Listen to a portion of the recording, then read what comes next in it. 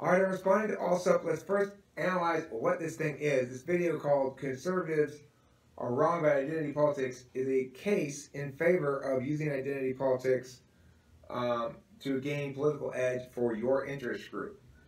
And he has essentially 19 different things that I flowed, 19 different sections of argument that I flowed in the course of the video.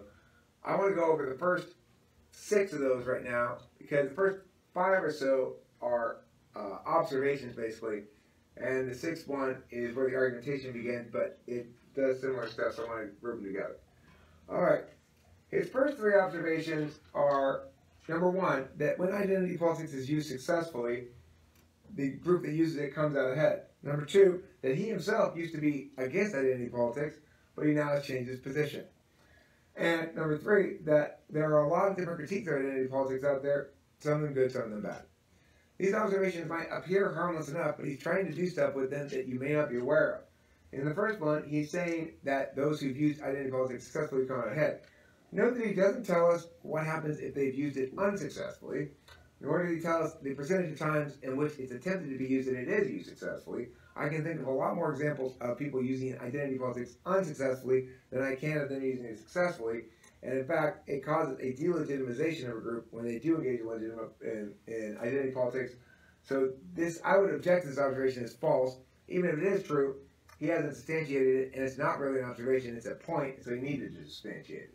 His second observation, which is an observation, is that he used to oppose identity politics. Well, there's nothing wrong with that being an observation. After all, he knows what he used to believe in. However, what he's attempting to get us to do is to imagine that believing in identity politics, or opposing identity politics, is like believing in Santa Claus. I used to believe in Santa Claus, but then I opened my eyes and became wise to the reality that Santa Claus wasn't real. And similarly, I used to disapprove of identity politics until I opened my eyes and realized that identity politics are good. Well, don't buy that at all, because unlike, say, the growth of a tree, which used to be 2 feet, now is 6 feet, this change in perspective does not represent a growth in stages of development, or growth in complexity, or growth in actualization, but rather it represents a devolving in his thinking to a lower plane of thinking. So there's no reason to think that just because a thought comes after a previous one, that it's better. 4th, he observes that Klein, the person to whom he's responding, is a uber-globalist. Well, okay, whatever. That may be the case. He doesn't define what that term means. It doesn't seem relevant at all. And I think it's probably there mostly to sound ominous. Ooh, uber-globalist. How terrible. Next, he talks about the status quo in America. He says America is more divided than ever. If you ask baby boomers, is his warrant for this. If you ask baby boomers, they'll tell you, yeah, it's more divided than ever. But what he doesn't seem to note or consider is it may be true that America is more politically divided in its majority now than it was back in, say, the 50s, but if you consider segregation a division, then obviously the country was more divided when the whole South was segregated than it is now. It's just that we didn't get to hear the voices of black people because they were so thoroughly oppressed. Next, he says that America is more diverse than ever before. Well, that's true. No disputing that. And then he reads this piece of evidence and says diversity leads to less pro-social behavior, less local participation in government, and that it fuels division. If you actually look at the evidence he presents, it compares South and North Dakota against Los Angeles and San Francisco. Now, it is obviously the case that if you live in a small town in South Dakota, you have a vastly higher percentage chance of participating in local government than if you do if you live in Los Angeles. Because the number of people participating in local government in Los Angeles might be 1 in a million, whereas the number of people participating in local government in South Dakota might be 1 in 10,000. That has nothing to do with diversity, that has everything to do with population density. The same might be said of the pro-social behavior. What pro-social behavior refers to here is general neighborliness and participation in civic activities and stuff. Well, the fact is, people participate in all sorts of fun social activities in the big city. They just don't do it in civic groups and other organized capacities that this person considers pro-social. So there's no reason to assume that these lower pro-social or low government participation behaviors do in fact correlate with diversity. Rather, it seems more likely to correlate with urban versus rural or metropolitan high-density population versus low-density population. Lastly, he says it fuels division. He doesn't provide any warrant for this. He's merely restating his original claim that diversity leads to division. Okay, now let's go on to 6, which is where his first real argument he makes, which says all politics are identity politics. And now we've got a number of problems with this because earlier in the case he said he used to oppose identity politics, but now he favors it. Which means he obviously concedes there is something that is not identity politics and some stuff that is. Otherwise, it's not possible he could have used to have favored it and now opposed it, or whatever he said. Used to oppose it, now favors it. But regardless of that, his reasoning for why all politics is identity politics is because all political advocacy is an expression of your own identity, and because it's an expression of your identity, presumably it's therefore identity politics. Except we can clearly make a distinction between the politics that says, hey, let's have anti-hate speech legislation in which people can't scream slurs against homosexuals. That would be identity politics. Versus say, let's have more national parks. That would have nothing to do with identity. Go. That has nothing to do with identity whatsoever and would not exemplify identity politics, even though the people engaged in politics necessarily have an identity. So there is a distinction. It's pretty clear cut, and he's just dissembling, as they say. Now, he says that everyone votes according to who they are and in their own interests. And he gives a couple of examples.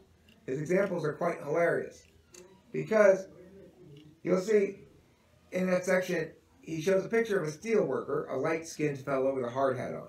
He says, as an example of how all politics are identity politics, he points out, for example, this steel worker might vote for tariffs. Why? Because they are in his interest as a steel worker. They relate to him and his identity. On the other hand, the second example, you have a dark-skinned fellow. His job apparently is a black man. That's what he refers to him as, right? So we have a steel worker. He happens to be white, but of course, he's non-racial because he's just a steel worker. And then we have this other guy, a black man. And a black man, he says, might, for example, vote for fewer cops or more government handouts because that's in his interest. Because white people are non-racial and have jobs and vote in their economic interest, whereas black people are lazy and have no jobs and vote for more handouts from the government. So this is an interesting notion. Obviously, this guy is reinforcing his perceptions, his own racial perceptions of others, with this ridiculous argument that that people vote based on their identity. What he doesn't point out is there are a lot of people in the world like me who vote on principle. For example, when I lived in Temple City, there was a ballot initiative that asked the citizens of Temple City to vote on a property tax increase for homeowners in Temple City to fund new school building projects. Well, I voted no on it, even though I rented. It wouldn't have impacted me directly. It was in my interest to see it pass, as I had a child in the school district at the time. But I voted no on it anyway. I voted no on principle. Number one, I didn't feel as though the city needed those additional school buildings. Number two, I felt as though public school is a disastrous shit can of money that you just throw money down the tube at, and it just funds oppression. After all, children are the only people we force to go places they don't want to be all day without giving them any say in the matter whatsoever. So I don't approve of it, and I'm not going to vote for it. So as a consequence, it didn't serve my interests at all. It wasn't related to my interests, really. And I voted no on it because of principle. A lot of people vote no on principle for a lot of things. And it's not the case, therefore, that everybody votes on their interests. Certainly it's not the case that all black men share the interest that of fewer cops and more handouts. Even if it were the case that a majority of them do, why aren't you focusing on the 100% of the people who do support those things and group them according to that support, rather than according to your determination of their race? Do I think Black Lives Matter is just as bad as James Allsup's whatever? Yeah, I do. Now, granted, James Allsup seems to be a white nationalist. Doesn't matter to me. Black Lives Matter is just as bad. Because what they're trying to say is ignore the only thing that does matter, the transgression against individuals by people without just cause to transgress. Obviously, it wouldn't be transgression if we're just. And let's focus on some arbitrary identity distinction that we've assigned ourselves, or others have assigned us, called blackness. Well, I think that's absolutely stupid. Just as I think James Allsup is stupid. And I have good reason to think those things because, after all, the thing they believe in isn't real, can't be falsified, and is only existent to justify the plunder of slavery. That's it for the first 6. Not really. Okay, so let's go to number 7.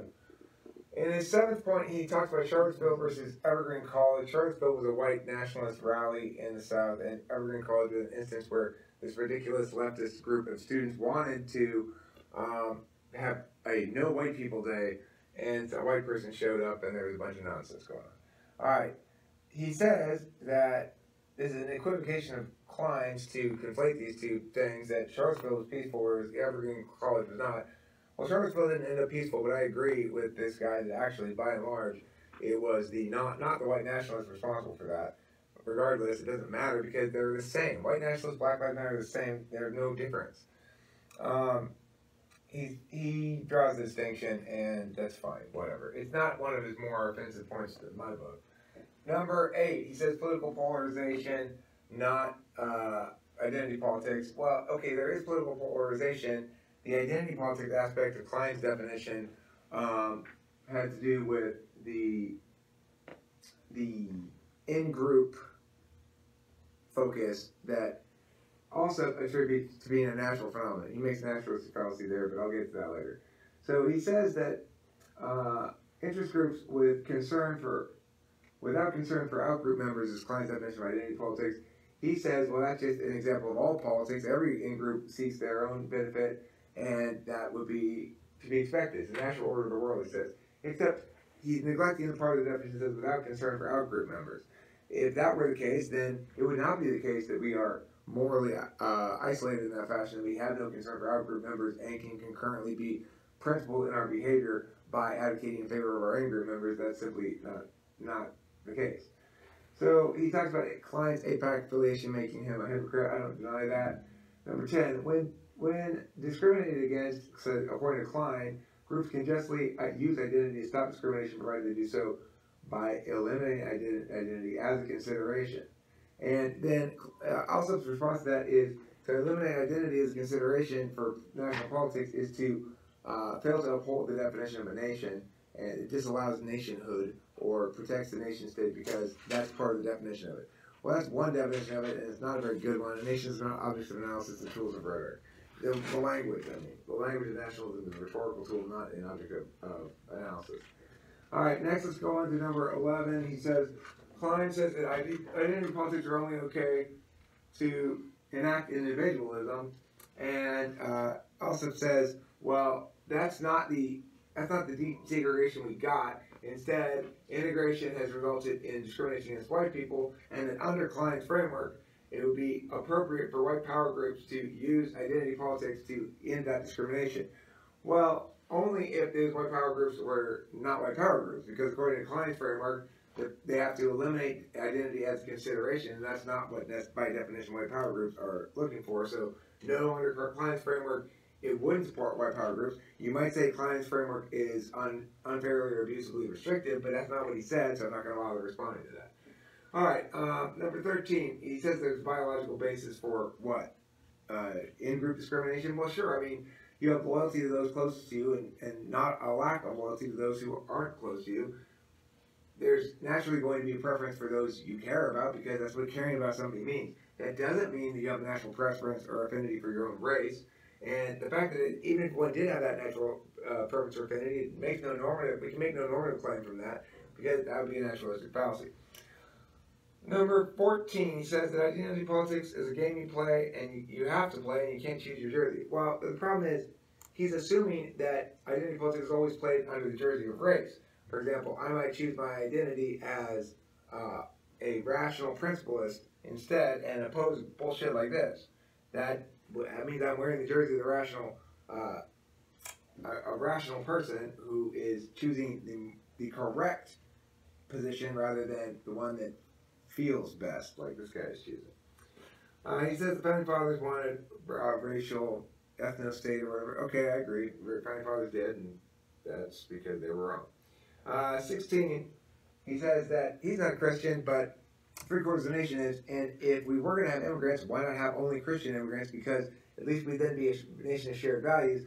I don't necessarily oppose to discriminating on immigrants based on religion. At least I am in favor of discriminating against immigrants based on their status as Muslims. If they're Islamic immigrants, I think we should limit their immigration because it just makes sense to not allow in pre-Enlightenment thinking that is misogynistic and prioritizes the sacred above free expression and justifies violence against free expression. And so no, it doesn't make any sense to let them in. And there's lots of reasons why. I don't really want to get into that in this video. But regardless, I'm not necessarily disagreeing with this guy on this point, although I wouldn't say I would limit it to Christians. I would say I would eliminate Muslims from the population of immigrants we consider giving admission to. Would be a sensible thing to do. Okay, 17. Klein says prefer individualism, basically, and Allsup says it's a straw man argument. He says that white nationalists acknowledge that everybody has individual rights, but they don't respect them because otherwise they wouldn't reduce those people to members of the group. And then he gives some group statistics like, well, black people are more likely to favor gun control. Okay, well, again, if you want to have gun control favoring as a group, fine. Then you get 100% of the people who favor gun control say that's the group of people who favor gun control. The fact that being black weakly correlates with gun control is not a condemnation of black people, it's a condemnation of those individuals who both self-identify as black and who prefer gun control because they're wrong about gun control and has nothing to do with their blackness. So, whatever. I don't even know what that says, obs possible. I don't know what that means. I don't remember. In 18 he says left gets ID, right doesn't. He says all politics are self-interested and identity politics. But of course all politics are not self-interested. Principal politics are expressly not self-interested. 19, he says identity politics exists like they're not, and it's how power is attained in the modern society. Except it's not. Just because interest groups exist doesn't mean identity politics groups are the predominant manner of interest group, nor likely to be the winning interest group, even if you are taking a utilitarian calculus. That's the last thing I'm going to say about this whole thing, is the whole time he's conflating normative, prescriptive, and descriptive statements as though he can toss them all in together in a big salad and just not even care if this framework's a mishmash of garbage.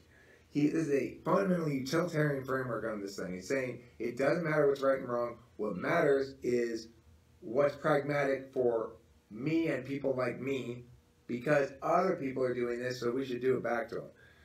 Well, I'm not part of this man's group. I'm African American. I'm also Chinese. I'm 100% both. I'm not biracial like most people, 50-50. I'm 100% two different things. So obviously, I'm not going to be with this guy's group. But even if I were, and sometimes I am white, every once in a while I'll go through a white phase. But even if I were going through a white phase, I wouldn't be with this group because it's utilitarian wickedness. And it's fucking stupid. And no, it's not any worse than any of the other groups like this, like Black Lives Matter, or Jews Forever, or Native Americans, how.